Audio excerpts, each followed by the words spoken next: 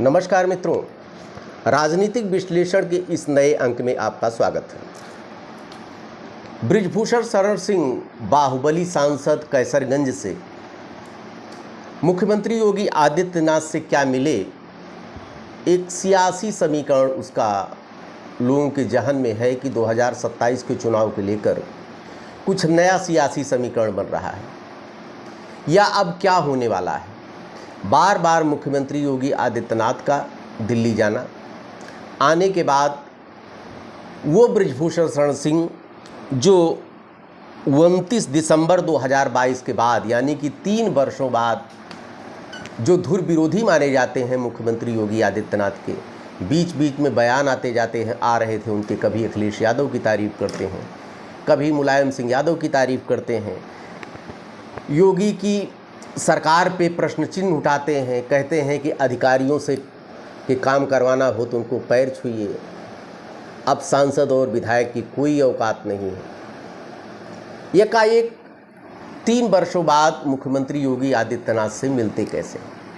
एक चीज़ यहाँ और ध्यान देना है कि केवल ये मुलाकात केवल 20 मिनट की हुई। मुख्यमंत्री से जो बात मिलने जाता है तो आधे उसको अगर 10:30 बजे का टाइम दिया गया है तो 11 बजे उसकी मुलाकात हो पाती है। 20 मिनट में सब कुछ हो गया। मिलने गए और मुख्यमंत्री से मुश्किल से 5 मिनट इनकी मुलाकात हुई होगी। आने के बाद जो इनका बयान आया उसमें भी चेहरे की जो भाव भंगिमा थी, यही सिर्फ इन्होंने कहा कि मुख्यमंत्री से एक औपचारिकता बस मुलाकात मेरी हुई। लेकिन उससे लगता है कि जो इनका चेहरे का जो भाव था, लग रहा था कि बात कोई नहीं बनी। इसके पीछे लोग 2027 का चुनाव भी कह रहे हैं, कुछ नया समीकरण, सियासी समीकरण बन रहा है, या मुख्यमंत्री योगी आदित्यनाथ बार बार दिल्ली बुलाए जा रहे हैं। कुछ हो सकता है मुख्यमंत्री की कुर्सी को लेकर भी कुछ बदलाव हो सकता है। ऐसी परिस्थिति में पूर्वांचल में, चूँकि जैसा बार बार बताया जाता है कि बृजभूषण शरण सिंह का 6 जिलों में पूरा देवीपाटन मंडल में पूरा प्रभाव है। ये दुश्मनी कह सकते हैं, दोनों के अंदर वैचारिक मतभेद जो थे, दुश्मनी क्या होगी, मुख्यमंत्री योगी हैं, बृजभूषण शरण सिंह क्या है, उनके कद के सामने चाहे 3 हेलीकॉप्टर रख लें चाहे 4 रख लें, मुख्यमंत्री होता है।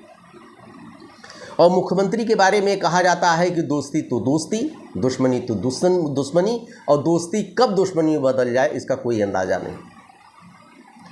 लेकिन जहाँ तक हमारी सोच है मित्रों, इसके पीछे 2027 के चुनाव से इसका कोई लेना देना हमको नहीं लग रहा है।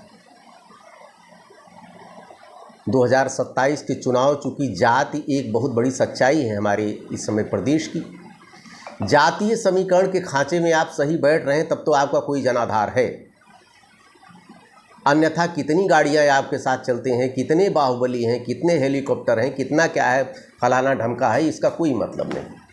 तो कोई सियासी रूप से भी ये पूरे देवीपाटन मंडल में इतने प्रभावशाली बृजभूषण शरण सिंह नहीं हैं जितना उनको कहा जाता है। अगर ऐसा होता तो 91 के बाद बार बार लोकसभा का चुनाव क्यों बदल के लड़ रहे हैं, क्यों गोंडा से ही चुनाव नहीं लड़ा, कभी कैसरगंज से, कभी बलरामपुर से। गोंडा में जब घनश्याम शुक्ला की एक्सीडेंट से मौत हुई, उसमें नाम आने के बाद जब ब्राह्मणों का मुंह भंग हो गया एक तरह से बृजभूषण शरण सिंह की तरफ से, ब्राह्मण नाराज हो गए, इन्होंने बलरामपुर का रास्ता चुना। ऐसी परिस्थिति में ये कहना कि पूरे देवीपाटन मंडल में या 6-7 जिलों में पूरा प्रभाव है बृजभूषण सिंह का, ऐसे मैं इत्तेफाक नहीं रखता हूँ। हाँ, बाहुबली हैं, 60 कॉलेज हैं, पैसे वाले हैं, कुछ इनके साथ स्टार काम करता है, भाग्य काम करता है, कुछ बाहुबल के नाते टिकट मौके पर, चूँकि ये सपा से भी चुनाव लड़ चुके, पत्नी लड़ी थी, भाजपा से ये सांसद है ही हैं। लेकिन ऐसा कोई रसूख देवीपाटन मंडल में इनका नहीं है, चुनाव जीत जाते हैं, लेकिन अब की बार तो इनके कद को और बौना कर दिया गया।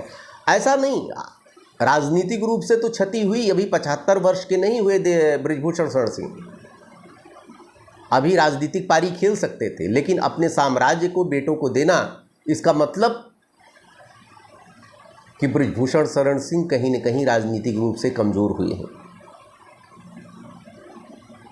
और मुख्यमंत्री योगी से मिलने का मतलब एक रीजन जो सबसे ज़बरदस्त नज़र आ रहा है, क्योंकि इनके आर्थिक साम्राज्य पर मुख्यमंत्री योगी की नाराज़गी ने बहुत चोट पहुंचाई है। देवी पाटन के पीडब्ल्यूडी के जितने ठेके हैं दिए जाते थे, वो सारे निरस्त कर दिए गए।